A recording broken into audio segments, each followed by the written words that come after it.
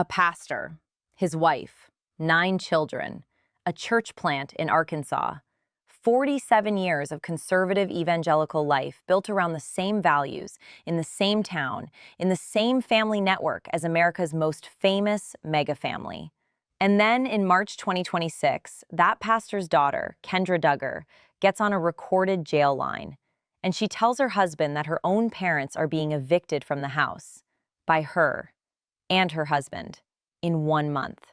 That's the context you need before you read the Caldwell family's public statement, because what they said 3 weeks later and what they didn't say is one of the most quietly devastating documents in Duggar family history. Welcome back to 19 Kids and Counting. Today I'm doing a line-by-line breakdown of the Caldwell statement, the backstory most coverage skipped, the eviction nobody's talking about, and the GoFundMe that vanished in hours. Let's get into it. In script 3 of this series, I covered the Caldwell statement at a summary level of 3 paragraphs, basic takeaways. Tons of you commented asking for a deeper breakdown. So today, this is the deep dive. I'm going to walk you through who Paul and Christina Caldwell actually are and why their statement carries unusual weight, the 40-year religious and personal history that links the Caldwells to the Duggars, the 2020-2021 falling out that nobody talked about publicly until now, the March 25th jail call where Kendra revealed her own parents were being evicted, the April 4th deleted GoFundMe that raised $9,000 in hours, the subtle Facebook post that was their first public signal, and finally, the formal public statement, line by line, decoded. By the end of this video, you'll understand exactly why this statement is the most consequential thing any Duggar in-law has ever said. Let's go. Jean Paul Caldwell was born May 31st, 1977. He's 48 years old at the time of recording this video. Paul's not a typical Duggar in-law. He has 2 parallel careers, one in ministry and one in mechanics. Yes, mechanics. He's a working pastor who also fixes cars. According to multiple reports, he worked on vehicles at Jim Bob Duggar's used car dealership over the years. That's not a casual connection. That's hands-deep, week-to-week paid labor under Jim Bob Duggar's business. His ministry path started in Woodbridge, Virginia. He was a pastor at Heritage Baptist Church before being sent in 2008 by Baptist International Missions to plant a new church in Fayetteville, Arkansas. That church is Lighthouse Baptist Church. And that is where the Caldwell-Duggar relationship started.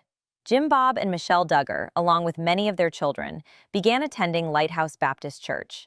Paul preached.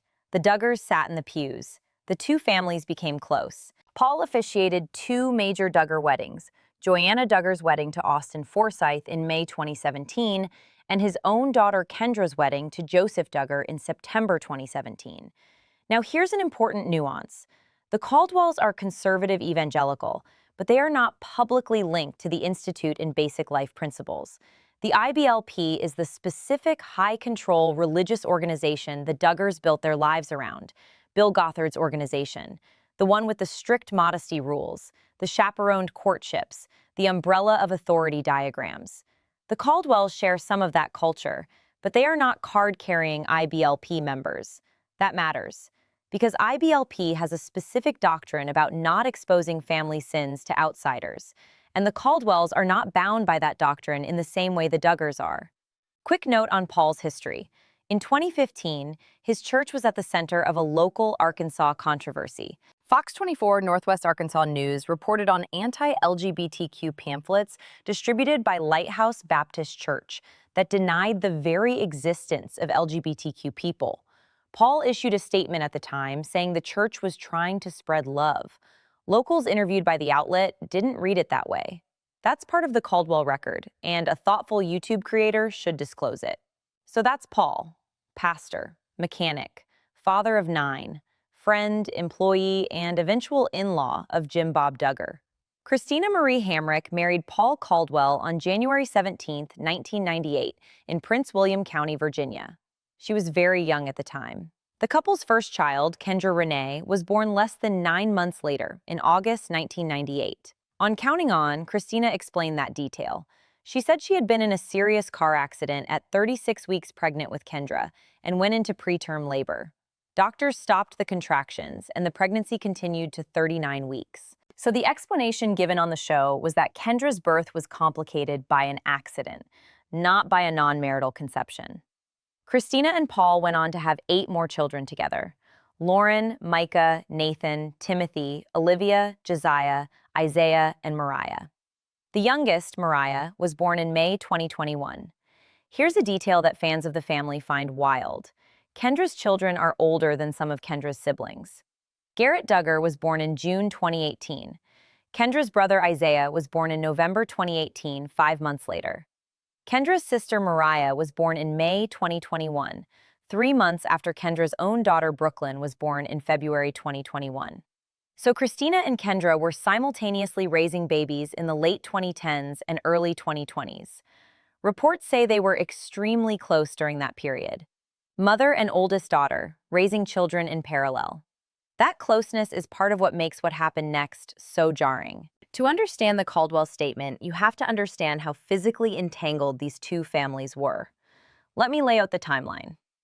2008, Caldwell's moved from Virginia to Arkansas to plant Lighthouse Baptist Church. Duggars start attending. Both families have young children.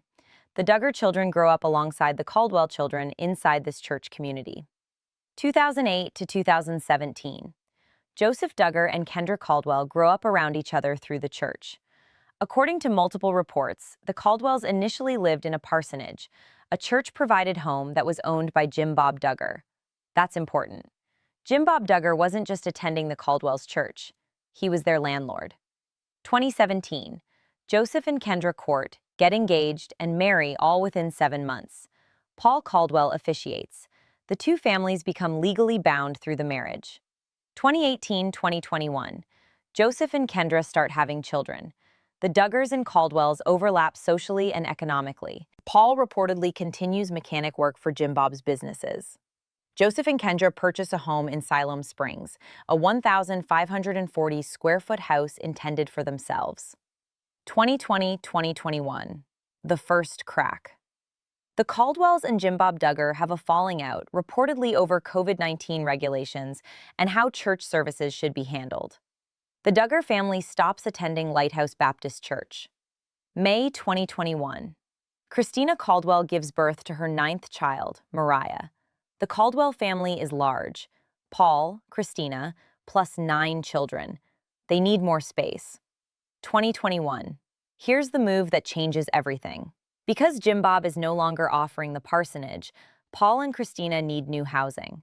So they move into the 1,540 square foot Siloam Springs home, the one owned by Joseph and Kendra. According to The Sun, Joseph and Kendra reportedly sold the house to the Caldwells for $10,000, a deeply discounted price between family members. The Caldwells lived in that home for nearly 5 years, until 2026. This part wasn't covered in Script 3, and it dramatically reframes everything that came after. On March 25, 2026, exactly 1 week after Joseph Duggar's arrest, Kendra Duggar got on a recorded jail line and made a comment about her own family. The call was obtained by reporters through the same FOIA request that got the rest of the jail communications.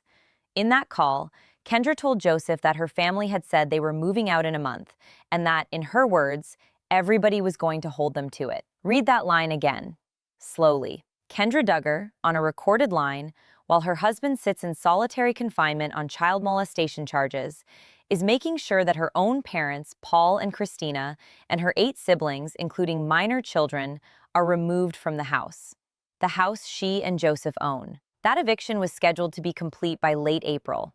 So now look at the timeline from the Caldwell perspective. Their son-in-law gets arrested for child molestation on March 18th. Their daughter gets arrested on related child endangerment charges on March 20th. Their daughter, on March 25th, tells her husband that the Caldwells are being kicked out of the home. They have 9 children to relocate. They have no parsonage anymore. The Duggars stopped attending Lighthouse Baptist Church years ago, and they have legal bills coming. That's the situation Paul and Christina Caldwell were in when they decided what to say publicly. It changes how you read everything that came next. The Caldwells' first public signal wasn't a statement. It was a Facebook post. Paul and Christina share a single Facebook profile, which is itself worth noting. They use one joint account, which is common in IBLP-adjacent evangelical culture, where husband and wife social media is presented as a unified front. That joint Facebook account had not posted publicly since 2022, nearly 4 years of silence. Then, on April 4th, 2026, just weeks after both Joseph and Kendra's arrests, Paul and Christina posted 2 new family photos. Group shots, the whole crew. The fan community noticed something immediately. None of the photos featured Joseph, Kendra, or their 4 children. Every previous Caldwell family photo posted to that account had included Joseph and Kendra. Every single one. They had been included in family birthdays, holidays, vacation pictures, fully integrated into the visual family. Then in April 2026, erased. One commenter on a Duggar gossip blog summarized it bluntly, quote, "No jailbirds here, just a godly, Duggarless family." That's a fan paraphrase, not the Caldwell's words, but it captures the energy of what those 2 photos signaled. We are still a family. Without them. This was their soft launch. The hard launch was coming. Saturday, April 4th, 2026, Paul Caldwell launched a GoFundMe fundraiser. The page described his family as facing a difficult and urgent situation. He said they needed support to cover legal fees and to secure safe housing. He thanked anyone who could donate or even just pray. The fundraising goal was set at $24,000. Within hours, the campaign raised over $9,000 from supporters. Then, it disappeared. The page was taken down. Paul never publicly explained why. No follow-up post, no update, nothing. A few theories from coverage at the time. Theory 1. GoFundMe itself removed the page over policy violations related to active criminal cases involving the family. Theory 2. Paul received pushback from his church or the Duggar family and decided to take it down voluntarily. Theory 3. The page was removed because outside donors started questioning whether the funds were going to the Caldwell's housing or potentially toward Joseph and Kendra's legal bills. We don't know. What we do know is that those $9,000 existed.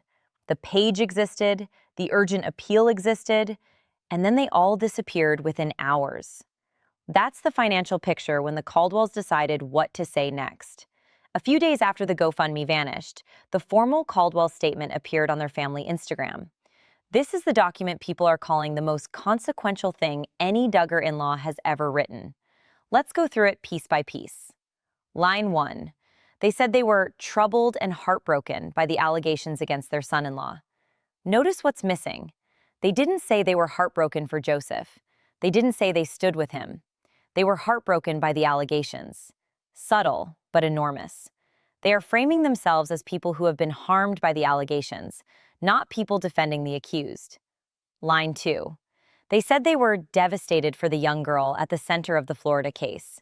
This is the bombshell line, because the Duggar family's own statement, issued through a publicist, did not include this kind of explicit, victim-centered language.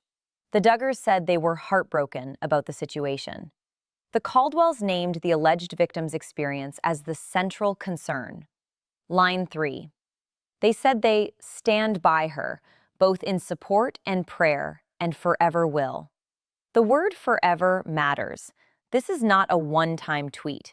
This is a public covenant. They are saying, in writing, as long as we exist, we are on this child's side. Line 4. They said their love for this child remains at the forefront of our family's priorities and minds. In other words, this isn't political. This isn't about the media. This is about a kid.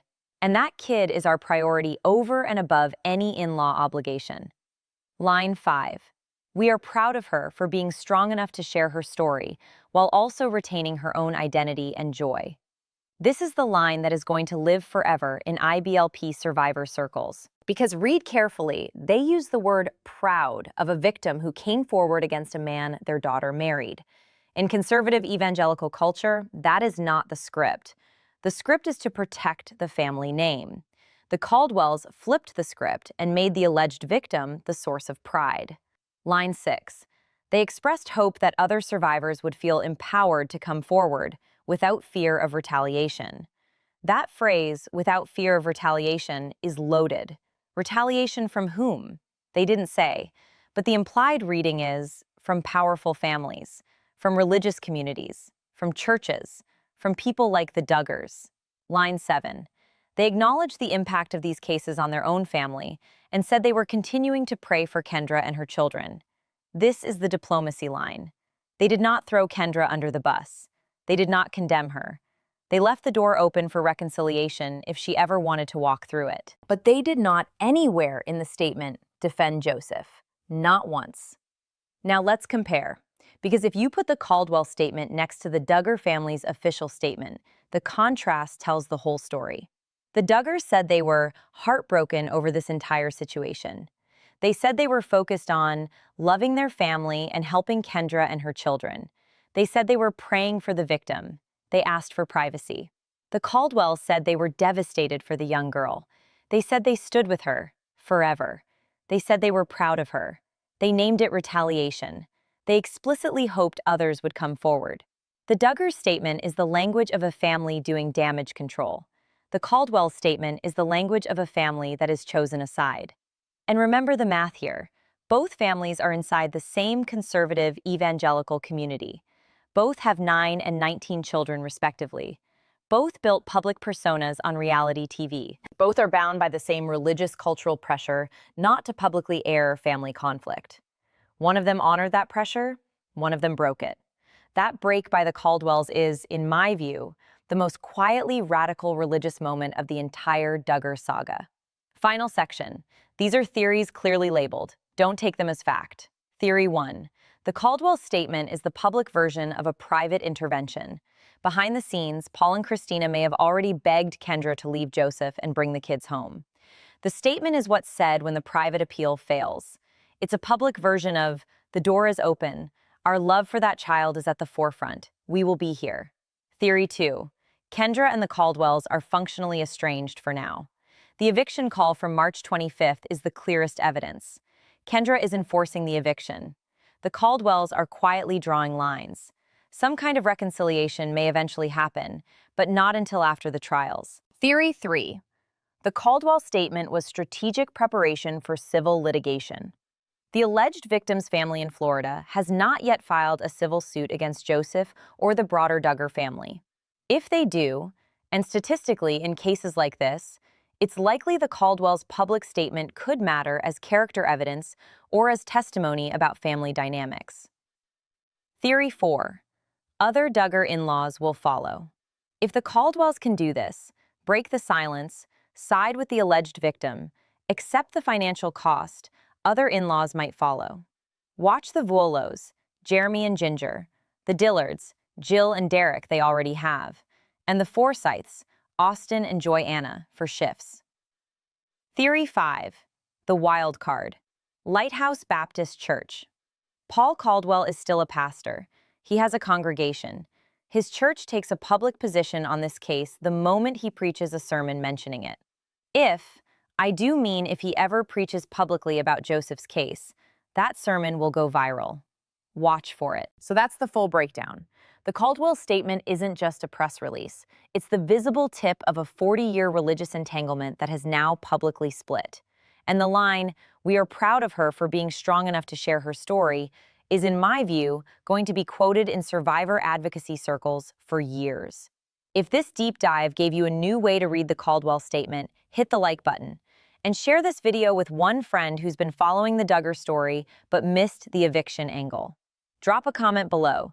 Do you think the Caldwell-Kendra relationship survives this, or is this the permanent break? I read every comment. And if you're a survivor of, or you grew up in a high-control religious environment and you're working through your own story, please reach out to Rain at 1-800-656-4673. It's free, it's confidential, it's 24/7. There is always someone willing to listen. Thanks for watching.